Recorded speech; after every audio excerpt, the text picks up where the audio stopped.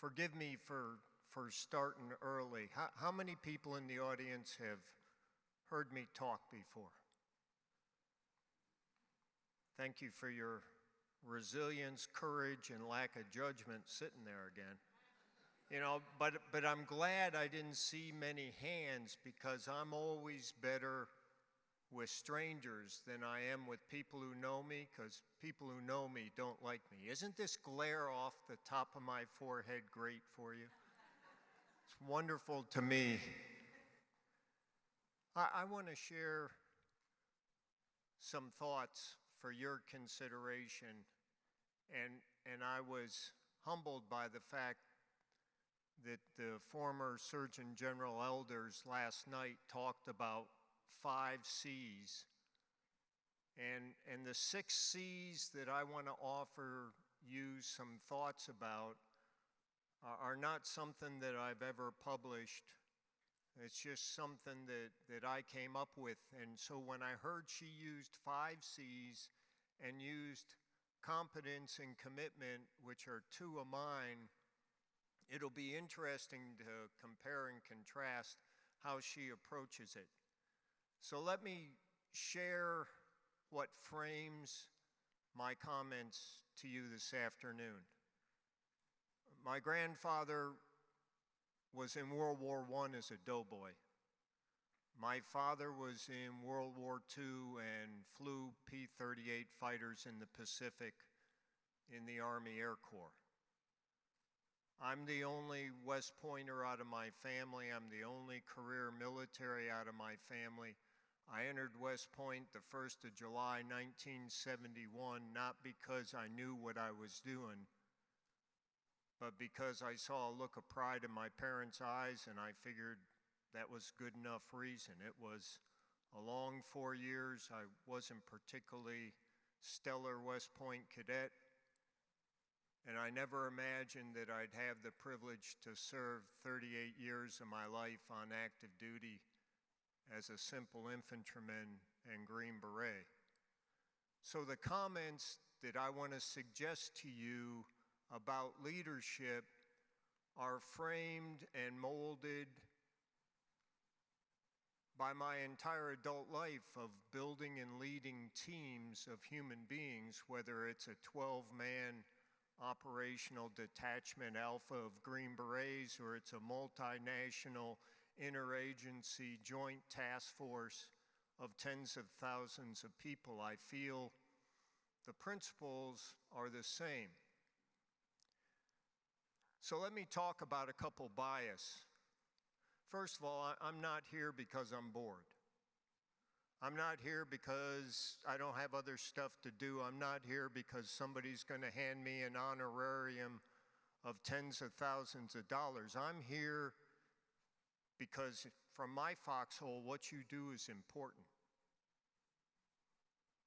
And for the veterans and our heroes, our military families, our brats in the room, you know, when people go, gee, thank you for your service, you know, I always make the assumption that they're genuine and well-intentioned, but I'm always unsure, what do you say to that? And I've convinced myself that a response is, thank you for the opportunity now to continue to serve, albeit in a different uniform, in a different position, but that's what you do. You serve our nation. You serve our nation with the meticulous detail of tracking and ensuring that the proper tools, in reality, the proper instruments, arrive to the proper person at the proper time, so that people in their worst case scenario, when their physical, emotional, and mental health is at risk, you provide skilled technicians the opportunity to safely and precisely do their very best to do no harm and to cure people. It's got to be such a rewarding experience for you. And I applaud you for it, and I thank you for it. I do all my medical care through the VA. I believe in the VA, and I appreciate them. I heard people talk today about best practices. I don't agree with that concept. If you've got sunglasses and you want to put them on, that's okay. I'll understand. I won't be happy, but I probably won't jump down off this thing and grab you. Okay, so to me, a best practice terminology is not only arrogant and inaccurate, it avoids, it eliminates, it bypasses what I think is most important. And why no senior leader wants to be in front of the media, because they know the media is looking for that sound bite, for that photo, for that sentence, so that then they can grab that critter and they can twist it and they can go, well, Huber said, and then they mold it and shape it and twist it to whatever theme they want to prove. And so to me, a best practice means, gee, if you want to be good, be like me, imitate me. If you take this pill, if you just swallow this elixir, regardless of day or night or rain or snow, if you do this, you'll be successful. And it avoids the most important portion of that formula, and that is, what is the circumstance? What is the situation? What is the problem I'm trying to resolve? What's the question I'm trying to answer? So I don't try to be glib with Webster, but I would suggest that a promising practice is just as effective as a best practice. I mean, the best practice sounds good when you don't do it, and somebody can go, I told you. You didn't follow the best practice, so obviously that's why you failed. I would say, and we need to share everything. So I go, okay, here's the question I was trying to answer, here's the problem I was trying to solve, here's the circumstance, here's the context, here's the situation, here's what I tried, here's how it turned out. I offer it to you for your consideration and your modification, because I know the circumstance you face will be different. I think that's useful. I hate the term of subject matter expert. I got a lot of experiences. I don't consider myself an expert in anything. In fact, I'm not convinced I've ever had an original thought. I'm convinced that the privilege to learn by listening to others and interacting with them, I just grabbed, borrowed, blatantly stole things that I thought were useful. I walked out of that meeting and I went, wow, I'm dangerous now. I'm really fired up. This is a great idea. And I grabbed that critter and tried to mold it to my personality or lack of. Or you walk out of those meetings and you go, God, that was abusive, that was God-awful. I never, ever want to treat somebody that way.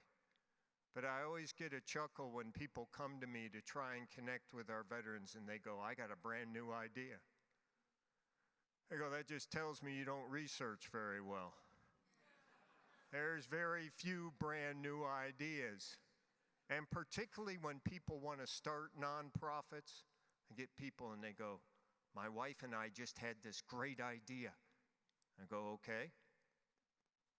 What is it? I said, all right, did you check to see if there were any other organizations out there that are doing something similar? No. Why would I do that? Well, because I can tell you just off the top of my head, half a dozen organizations that are doing precisely, exactly, specifically what you want to do. And so why don't you collaborate, communicate, cooperate? They got the network, they got the overhead. If you're really serious about helping our veterans, you can augment, implement.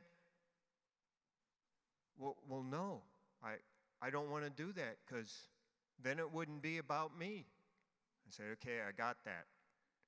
There's a lot of organizations that, from my foxhole, instead of serving veterans, they want to benefit from being associated with veterans. So I talked about Webster. I think words are important, and let me use linguist as an example. You got linguist, you got translator, you got interpreter. A lot of people use those terms interchangeably. I think that they're different skill sets. I think you translate the written word, and that's a skill set in and of itself. And I think you interpret the spoken word, and then you worry about if you have to use an interpreter as your voice box as to whether they can do that sequentially or simultaneously. And how many people in the room speak a second language? Thank you. And my response to the rest of you is you're lazy.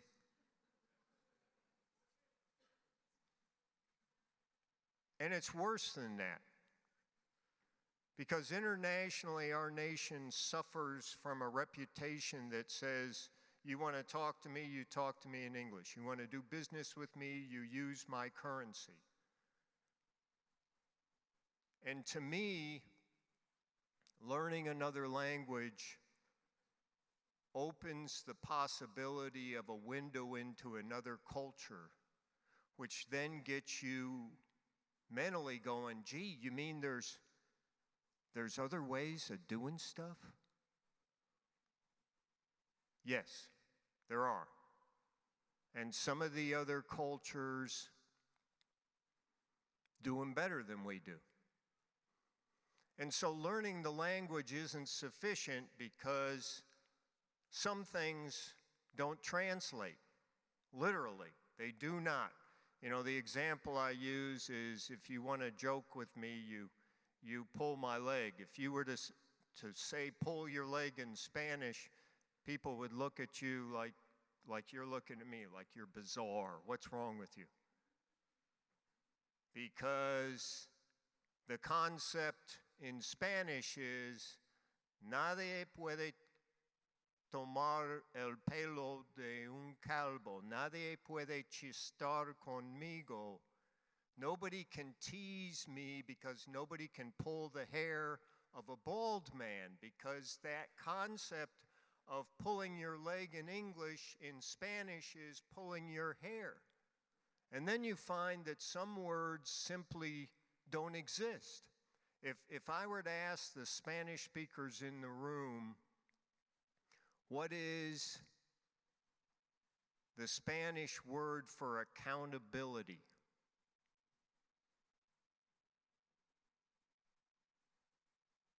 Maybe you'd say, thank you, responsabilidad. But responsibility and accountability are similar, but they're separate concepts. You know, of my 38 years on active duty, I spent 14 as a general officer, and my last 2 years in Afghanistan. I come back from Afghanistan, I retire. My wife goes, you need to go to driver ed. You've been a general for 14 years. You haven't driven yourself anywhere. I don't think you're safe on the road. You know, part of that wonderful reintegration into your family life. You know, I moved my family to the ultimate gated community, Fort Belvoir, Virginia, while I was in Afghanistan, and people would see me and come back to my house. Secretary of State, Secretary of Defense, Chief of Staff of the Army, Air Force, CNO. They'd look at my wife and they'd go, hey, we just saw your soldier in Afghanistan. He's doing a great job, a little tired, a little musty, a little dusty. Can't tell you what he's doing. God bless you. Thank you for your sacrifice. And then they'd look at my daughter, Alexis, and they go, where's your daddy? Afghanistan. Oh, I'm sorry. My daughter would look at my wife, Shelley, and she'd go, Mommy, why are they sorry? Daddy's a soldier. He's taking care of the bad guys. Why are they sorry? And then the next logical question would be, well, when's he coming home? He left when I was 5. He'll be home when I'm 7.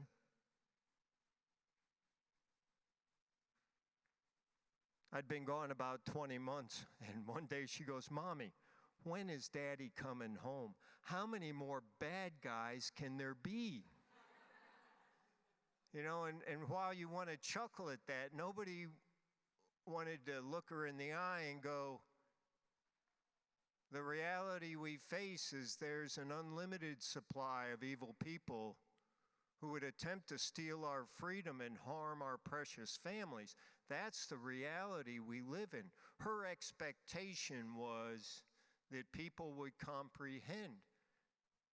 And so you're a very special group to me. Not only the veterans and the military family members who are here, but the fact that what you do serves veterans and military family members. Less than 0.5% of the American public have ever worn a uniform. And so how do they comprehend what it means to have served, and especially for our families to have sacrificed, for that spouse to have the challenge of carrying on with life and being both mother and father at the same time and never knowing if you're coming home? That challenge, that sacrifice.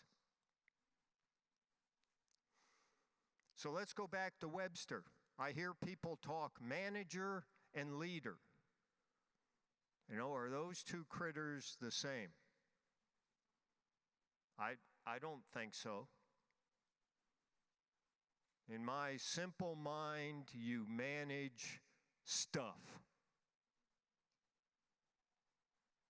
Time management. Boy, we could talk long and hard about who manages your time, how you manage your time, how many meetings do you have, what do meetings accomplish? You know those days where you go, I just went from meeting to meeting to meeting to meeting, and I didn't get a bloody thing done, and I hope tomorrow's better, without ever discussing what the meeting purpose was. Was it informational? Was it decisional?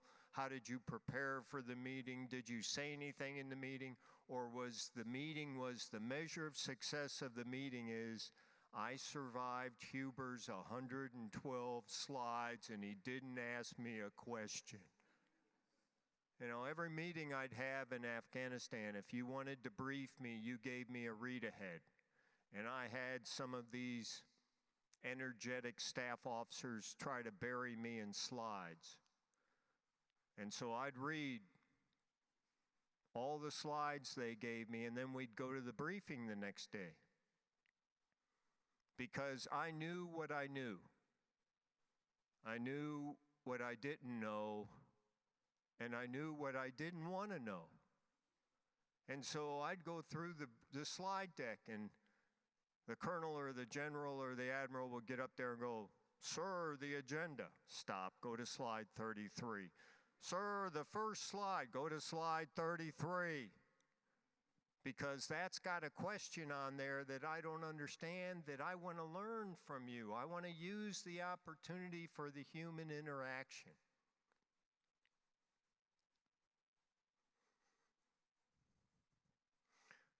My wife had open heart surgery, and when I tell people that, they go, oh, I'm sorry.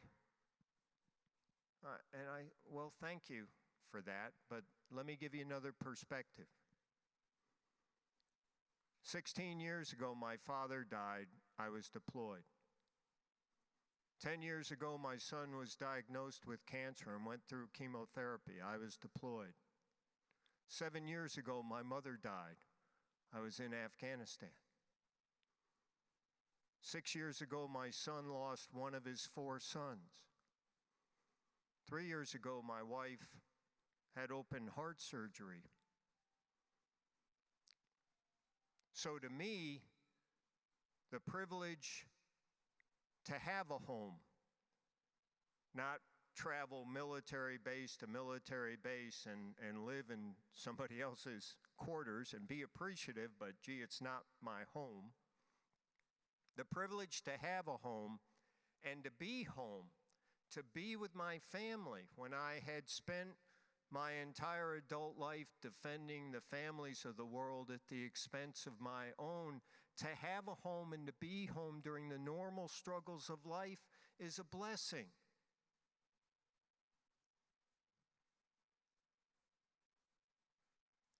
My wife bought a house in Franklin, Tennessee, and when I retired, I spent my first year going through 4 major surgeries that it kept me housebound and really bedbound. So not only had I been away from my family for 2 years, now I felt the guilt of being a burden to them my first year of reintegration. I now help veterans around the world and their families in transition, and part of the vehicle I use for that is the Charlie and Hazel Daniels Veterans and Military Family Center at Middle Tennessee State University. Right now, this semester, we have 1,103 student veterans and military family members enrolled, but the Daniels Center helps veterans in transition, and President McPhee understands there's no requirement that you're a student at MTSU. That makes us unique in the nation. We have currently 3,200 square feet absolutely dedicated to assisting veterans and their family members in transition. We are the only place in the nation with 2 fully funded VA full-time employees in the center, and one of them is a mental health counselor. On Wednesday, VA Benefits sends a case officer to sit in our conference room so people can walk in and check on their claim or begin their claim or get on e-benefits. The collaboration that we have with the VA is unfortunately unparalleled. And when I retired, Secretary McDonald and Deputy Secretary Gibson of the VA were both West Point classmates of mine. And so we do something special here in service to our veterans and their family members. So if you're one of them and you don't understand your VA benefits, or you don't have access to your VA benefits, or you want help with your VA benefits, I'm your action officer. I'm honored to do that. I get lots of calls at night that break your heart, where people go, my mother, my father, my aunt, my uncle just died.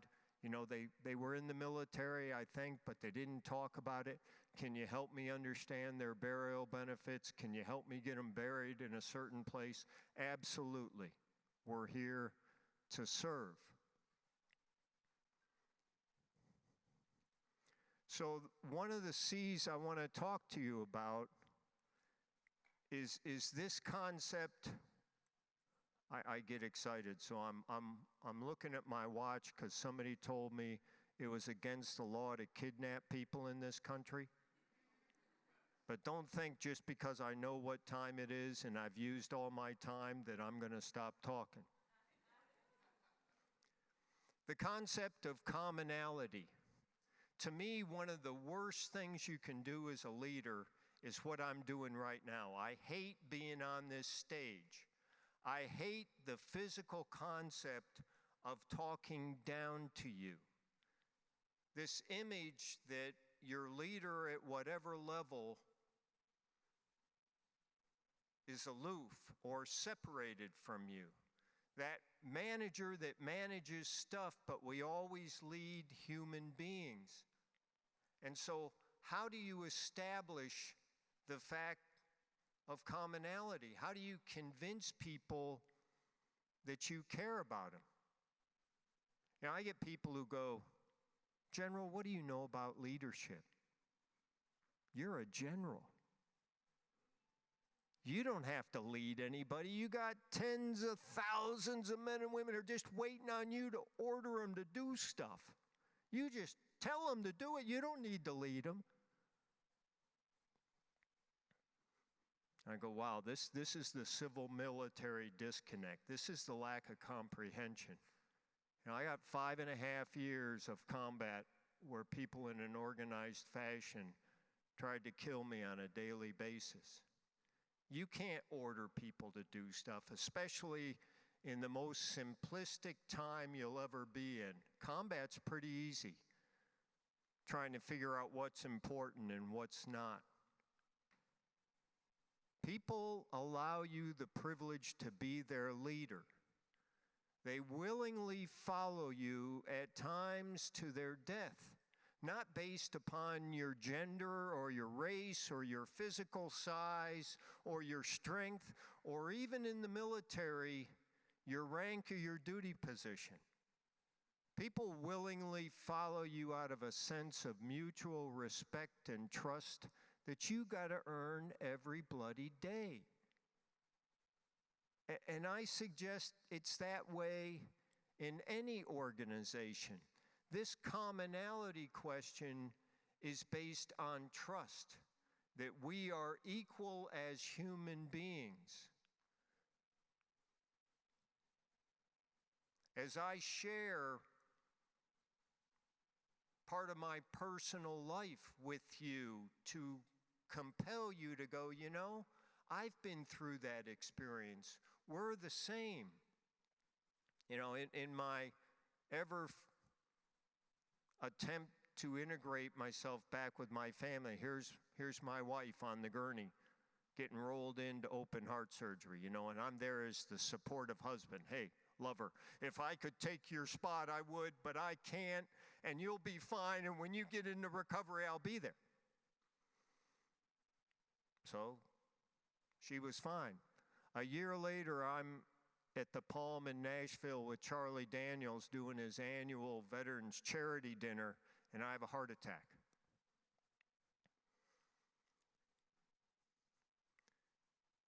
And so I excuse myself and tell Shelley, hey, I'm not feeling good. We need to go home. So we drive from Nashville. She wants to take me to Vanderbilt. We drive from Nashville back to Franklin because my daughter had a new babysitter. And I wasn't going to leave the babysitter there. So drove home. Shelley took the babysitter home. I'm hoping that I'll feel better. I get sick 2 more times. She comes back. We take Alexis across the street to a neighbor. I said, I'm having a heart attack. I call Director Jenny Vadril-Barron here of the VA. It's about 11:30 that night. I said, hey, I'm going to Nashville. I'm having a heart attack. I'm not going to the VA. I'm going to Vanderbilt. Send my records over there. So Shelley wants to drop me off at the emergency room. Well, for those of you who know Vanderbilt parking lot, you know my parking space. It's that one that's out there in East Bejesus that's always available. And by now it's after midnight, so I'm not going to let my wife drive all the way over there and walk alone through the parking lot. So we get over there, and lo and behold, I get out of the car and I lose the ability to stand. So, I mean, I'm literally in the parking lot on my knees, and I'm going, okay, this is it. I've done my best, care for my family. I'm ready. Meanwhile, 2 security guards were getting off shift. They grab a hold of me and throw me in a wheelchair, and we go on. So they do the catheterization through my wrist, and the doctor's looking at me and going, what you describe is a heart attack, but you're in really good physical condition. I don't think we'll see anything. So you know those times when you wish you weren't listening, that all of a sudden these doctors start cursing. Look at this. You know, and I had 7 blockages, and the widowmaker was 90%. And they're looking at me going, you should be dead. And I wanted to be obnoxious and go, I've heard that before, but I didn't. So this is about 2 o'clock that morning now, and they go, well, we're going to wait 30 days, and then we're going to come in. They put 2 stents in. We're going to do triple bypass. So Shelley asked for her heart doctor, Dr. Kaiser at Vanderbilt, and he's there, and he looks at me and goes, your heart's perfect, no damage, thanks to your lifestyle, do triple bypass the next day. So while I'm getting rolled in on the gurney and there's my wife going, hey, I've been through this, you can do that, I'm going, you always got to be careful what you say because somebody's always listening. And I'm going, hey, Lord, that request to take her place had a shelf life on it. Didn't you see the due date on that? I mean, I was just kidding. But it was such an incredible experience. And I tell people of my other near-death experiences, I like this one the most, and some of them look at me like you do, like, isn't this guy done yet? But the reason I like it is because I can talk about it. And the others, either I can't or I won't. And not only can I talk about it, but my wife has a framework of context. I mean, hers was much more difficult. Hers was 6.5-hour operation. They had to stop her heart to do the the David root sparing technique, because she had an aortic aneurysm. And mine was only 3.5 hours, and I still can't grasp that they repaired my heart while it was still beating with a triple bypass. But it allowed me to share an experience that I had witnessed as both spouse and as patient. And it also allowed me to share with the military that every year since my retirement, I've had a heart stress test done. And the results have always been, hey, you got the heart of a 20-year-old. But the true test of blockage, I mean, I'm not a doctor. It seems to me that most heart attacks are caused by some sort of circulation flow issue. But I guess there's a lot of heart attacks caused by the health of the 4 chambers of the heart, which is what the stress test tells you. But it takes a calcium CT scan to tell you if you got blockages. So you can't battle the heredity nature of this, but your lifestyle may allow you to survive a heart attack. But when I got out of intensive care, why, the nurse goes, you got a bouquet of flowers over here from Charlie Daniels, and you got a phone message from this guy called Secretary Mattis. Who are you? And I went, I'm an old guy with a new 9.5-inch scar. That's who I am. But the special ops community was calling me left and right going, if you just had a heart attack, I'm a walking dead man. And it allowed me to share, not a best practice of, hey, this is what you need to do, but a promising practice that said, your stress test, whether it's chemically induced or treadmill, and even when they put the dye in there, you really need to ask what that stress test is an indicator for. And then you need to ask yourself, if you did the calcium CT scan and they came back with sufficient blockage, would you then go, I'm ready, open me up? But to share that experience to help other people make whatever decision is best for them at that point in their life, you establish a commonality that regardless of our seniority or our duty position or our gender, hey, we're all human beings, hopefully motivated by trying to make our families proud of us and trying to do the right thing. If you knew today was your last day,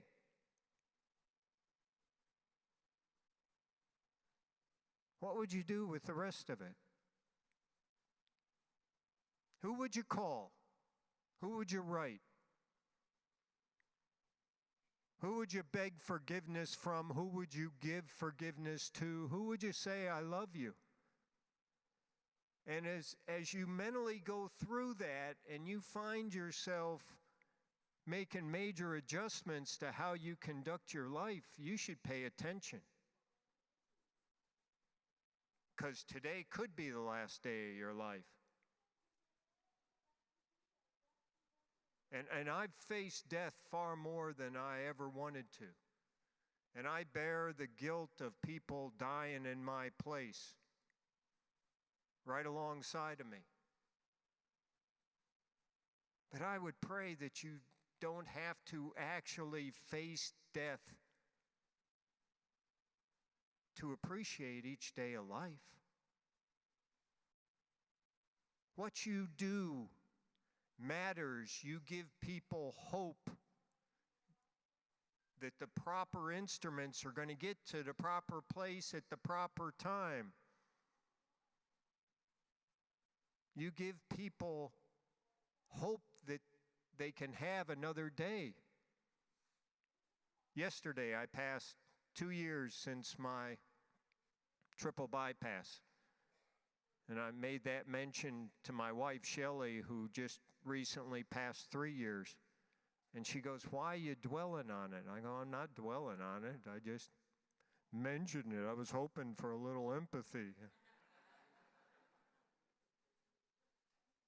Each day is precious. That's the commonality that should bind you together. You know, every one of you in here is a leader. Because every one of us has someone who looks to us, especially in times of stress, to know what the right thing to do is. Every one of us has family and friends and co-workers and subordinates and seniors that look to us. I mean, God forbid, somebody come through that door right now and discharge a firearm. It'd be interesting to see who you would look to. Who would be the first person you'd turn to say, what do I do now? Do I go under the table? Do I go behind the chair? Do I throw the chair? Do I run to the door? Do I run to the stage? People look to you in times of stress to identify the right thing to do as a human being. Competence. People expect their leaders to be competent, but at what? Every organization I've gone into, I've walked around to see what people were doing. And you know what that's like. I mean, in the military, you're moving every 1, 2, 3 years. You're always the new guy. You always, regardless of how senior you are, you're still the new person. You're still the outsider. You still don't know the team. You don't know the process. What crazy ideas, Huber, are you going to come up with now? And so I walk around to people's locations to see what they're doing. And I go up to them and go, what are you doing? Why, you don't trust me? You want to do my job? No, I'm not smart enough to do your job. I don't want to do your job. I'm trying to figure out my job. But I want to demonstrate a respect for your task, and I want to understand it sufficiently enough so that when you ask me for resources, I can assist. You know, a lot of leaders in the military are very threatened by belonging to organizations where the members of the organization have a skill set that is different than them. I mean, as an infantry platoon leader with 32 people in my platoon, why at that point that was essential that I could run faster and do more sit-ups and more push-ups and more pull-ups and assemble and disassemble each weapon system and shoot expert. But by golly, that fades very quickly. Very quickly you find yourself in the leadership role of organizations that are larger and more complex. And you see a lot of people that aren't comfortable with that. You should embrace the diversity. There's a book out there called Wisdom of the Crowd. And the scenario is you're at that county fair and you got that gumball jar that's full of jelly beans or gumballs and it's huge, and you want to guess the exact amount so that you can win a weekend at Opryland. And so the concept is, out of 100 people, there'll be 2 people that magically, mystically guess the exact amount. But if you take the other 98 answers and you average them, you'll come closer to the exact number in that jar, and only the 2 people who got it right will be a better answer. So what's that mean? That means that as a leader, you've got to embrace the diversity. You've got to set the conditions so that people feel they can make a contribution. Your competence should not be ruled by whether or not you can perform every task of every individual in your organization. You should be happy that there's people smarter than you. I mean, you really should recognize the more senior you become, either chronologically and hopefully emotionally, how little you know. And the beauty is learning from others and not feeling threatened by that. That success is only framed in a team effort. That life cannot be a spectator sport. That you win and lose as a team, and to define the success of your team, whether it's 4 people or 400 or 40,000. The task of the leader is to go, here's what success looks like. So the question to competence, in my mind, is understanding what keeps your boss awake at night. To try and think of solutions for your boss and your boss's boss. If the only time you ever talk to your boss is, you know, I could really do a good job if you gave me more stuff. If I had a bigger budget, if I had more people, I could do a better job. Reality is what exists, not what you want it to be. You've got to demonstrate the ability to take what you have, do your assessment of your task, and realign priorities. Communication. So technology is not my friend. Actually, I had 173 and a half slides with a pop quiz. And you've been to those escape rooms, right? So those doors wouldn't open up unless you got at least 50% correct. No. Didn't you get my email? I called you. I left a voicemail. It's not my fault your box is full. I tweeted it. Well, I put it on my Facebook page. And you know, people use technology to communicate, in my mind, for one reason alone. And it begins with a C as well. And it's called convenience. You ever notice that? You sort of use it like, well, I'm sorry you must not have gotten my email. Hey, I'm sorry, the voicemail box was full. And you sort of absolve yourself of any responsibility to do the communication. Do you actually think, you ever notice when you read email, whatever mood you're in, you ever do that? You ever get in a bad mood? No, okay. You ever get frustrated like you are now that I'm not going to stop for a while? And so you're reading your email, and all of a sudden you go, huh, how could you say that to me in an email? And you jump up and down, you got your thumbs blazing, you're ready to shoot it off, because that email has no personality attached to it. And I'm convinced people say things to me in email that they wouldn't be foolish enough to say sitting across from me, for fear I'd reach out and grab them by the throat, shake them like a rag doll. No, I've mellowed. if you're going to use technology, don't mislead yourself into thinking it's communication. There's only one way to communicate, and that's sitting across the table from somebody and listening to them and talking to them.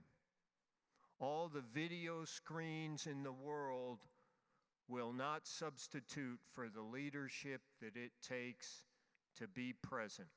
You know, in Afghanistan, I had a critter called a Tanberg. It was a secure video teleconference sitting on my desk, and it was connected to the Secretary of Defense.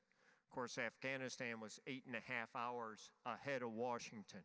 So I'd come off an operation, I'd be in my bunker, and I'd be trying to figure out stuff, and that bloody thing would ring. And I'd answer that critter, and it'd be 2, 3, quarter to 4 in the morning Afghan time. And sometimes it'd be the secretary or his principal assistant or one of the staffers, and they'd see my bright-eyed, bushy-tailed, bald, dirty head looking at him, and they'd go, "Gee, General, you're there."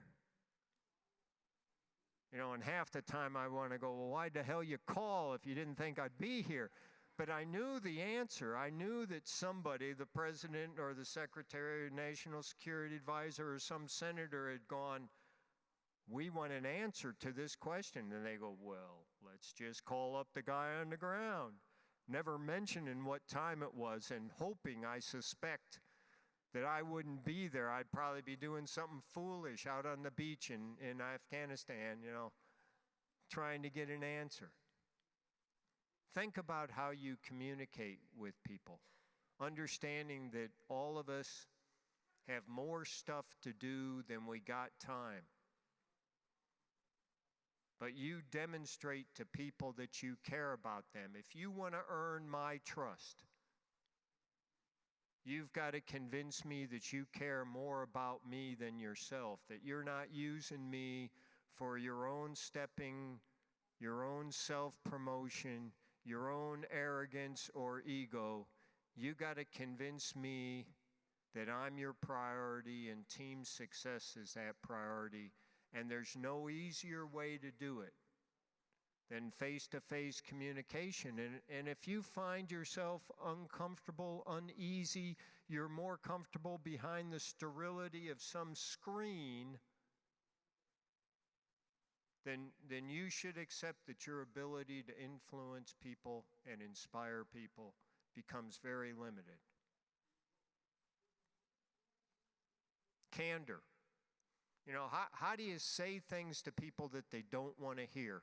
How do you critique, comment on people's behavior without them going, "You're attacking my heritage, you're questioning my humanity"? How do you do that?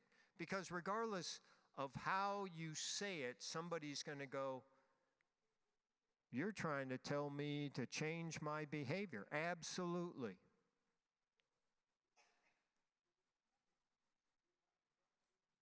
And I think I expect my leader to be candid. I don't expect my leader to be perfect, but I expect them to be honest and candid and well-intentioned and more concerned about team success than their own self-promotion. You know, there's a couple great techniques that I'm sure some of you already use. That is, critique the behavior. The behavior is what you're commenting on. It is the behavior that is unacceptable or needs to be modified or changed or adjusted. It's not the human being.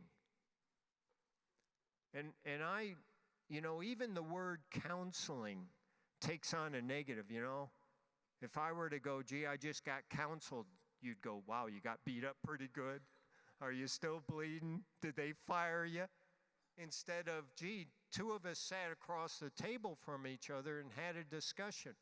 A technique that I use with some success is a blank sheet of paper, and I call you in and I go, "Okay, here's 2 things that you do that are incredible.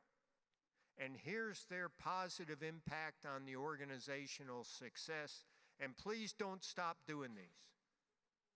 And here's one thing that I would offer for your consideration to change. And here's the impact of that on the organization. And then next week, I want you to come back and do that to me. Oh, in a military organization? It's an interesting, you very quickly are able to check the block on moral courage or not. You got these 1 and 2 stars who are looking at you as a 3-star and going, I wonder how sensitive he is. And it's obvious that I'm a fairly sensitive guy. So they'd come back and they'd go, okay, boss, here's 2 things that you do better than anyone in the universe. And since you asked me to find one thing for you to change, I've lost sleep over that. I just can't imagine of anything. And so you're always armed with, okay, well, I think I need to do this better. And as you're describing your own obvious weakness, and they're nodding up and down going, yeah, you're right, you really suck at that, while you know that you've allowed them the ability to modify your behavior for the team's sake. Courage. I expect my leader to have the courage to say when they made a bad decision. I don't see seniority as the right to go, I made this decision in the light of day. When I think about it, when I sober up, it was a horrible decision, but I made it, and I'm in charge, and we're going to keep it. Wow. Let me follow that person someplace. I expect my leaders to have the courage to listen to criticism and other ways to do things without thinking that because of their seniority, they got the best ideas. I think aloud. And I do that intentionally so people get inside of my thought process. A lot of senior leaders don't want to describe what they think. I go, why? I go, well, somebody will figure out we're not that smart. I go, well, you don't need to open your mouth for them to figure that out. But why not?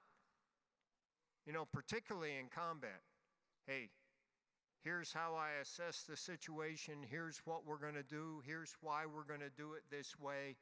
Any questions or comments? And typically with my Navy admirals, in my opinion, the Navy is the most independent of thought. And maybe that's because they're out there, bobbing around in the ocean all by themselves.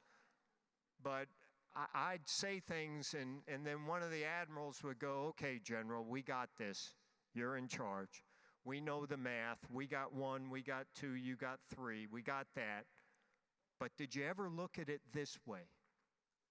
And by golly, almost every single time it'd be, no, I didn't look at it that way. I'm not sure I ever would have looked at it that way. And now that you say that, that's the best way to do it, so let's do it that way. The ability to allow people to critique your idea, and then you select the answer that's best for the organization, because everything is about the organizational success. Everything is about whatever it takes to get the proper instruments properly sterilized, properly packaged to the surgeon at the right time to perform the life-saving surgery. That's success. And there's a lot of different ways to get that way. But to allow people to find different solution sets and to make a contribution. There's nobody who came here today saying, gee, let me convince everybody at the conference that I'm selfish and self-serving. You came here to learn by listening, to share your experiences with the ultimate goal of improving your organization.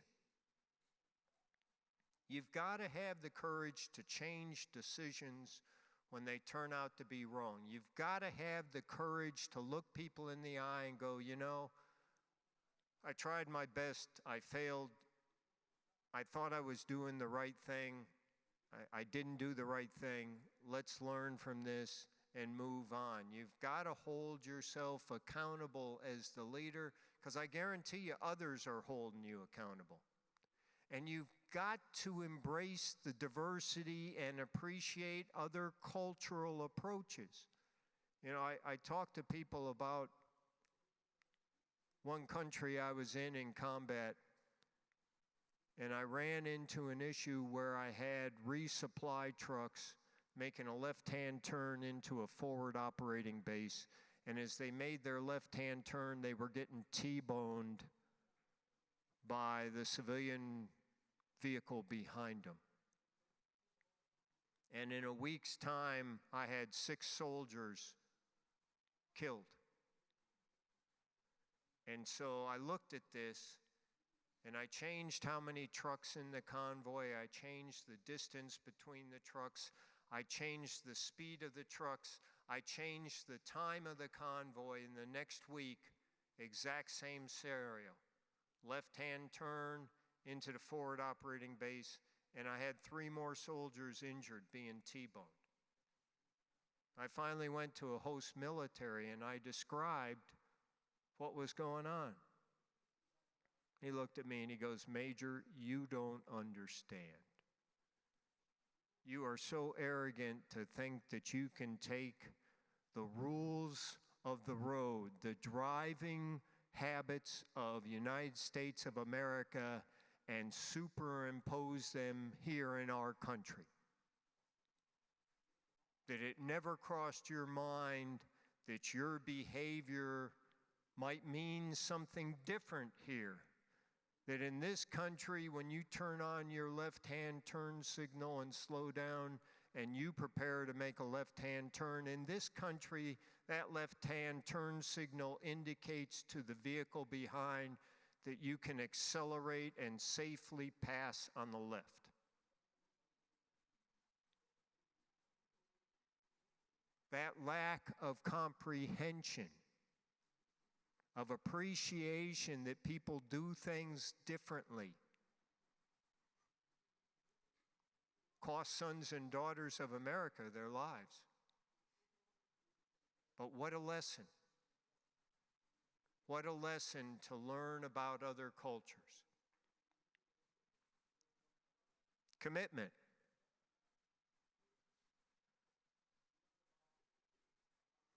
The honest truth is, if you're not someplace, you're not there.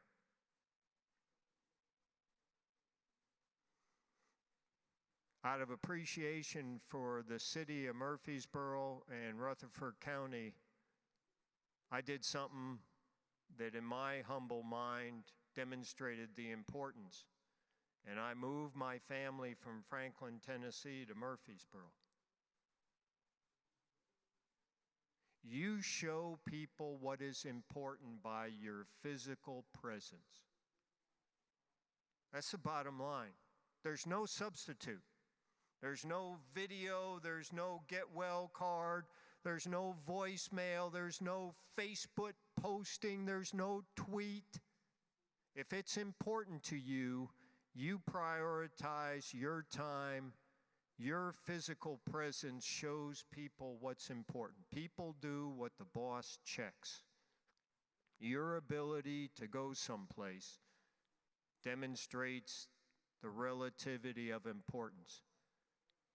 Governor Haslam asked me to serve on his school safety working group. We had 4 meetings, 3 hours each. He sat in every meeting for 3 hours. Didn't say anything. He started to say something once, and then he went, nope, because he didn't want to influence the discussion, but he sat there showing people that this was important. So you can make all the excuses you want about time management and ask yourself who's in charge of your time management, and do you allow others to tell you what to do? I mean, I've had hundreds of people feel obligated to control every moment of my time. I'd have people bring me my daily calendar in Afghanistan, and between 2 and 3 in the morning, it'd actually say free time on it. I go, are you kidding me? I'm going to decide what I'm going to do.